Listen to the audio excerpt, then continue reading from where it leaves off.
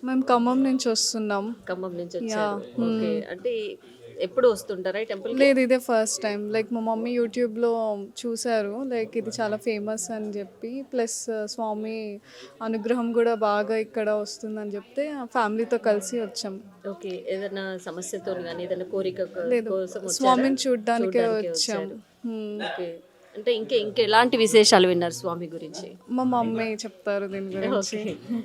అమ్మ చెప్పండి. లక్ష్మీ నరసింహస్వామి అంటే ఇంకా మనము ఏది అనుకుంటే అది కోరికలు నెరవేరుతాయని నాకు అభిప్రాయం. మా ఖమ్మంలో కూడా లక్ష్మీ నరసింహస్వామి సంభాద్రి దసరా ఉత్సవాల్లో బాగా చేస్తారు. మేము అక్కడికి వెళ్తాం ఎప్పుడు. అక్కడ ఏది అనుకుంటే మాకు అది జరిగిపోద్ది.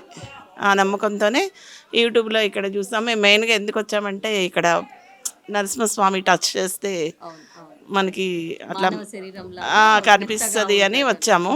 అయితే మాకు ఈరోజు లక్ష్మీనరసింహస్వామి ఉన్నారని ఇక్కడే నిరూపించారు. ఇప్పుడే ఈ క్షణమే. ఎలా అంటే మేము దర్శనం మాకు అందదేమో అనుకున్నాం. వచ్చాము, అందింది. అందరూ మేము వెళ్ళిపోతుంటే మమ్మల్ని మళ్ళీ తిరిగి పిలిచారు అయ్యగారు. పిలిచి మాకు చూపించారు. మాకు పసుపు కుంకుమ పువ్వులు అన్నీ ఎవరికి దక్కలేదు ఆ భాగ్యం. అలా అన్నమాట.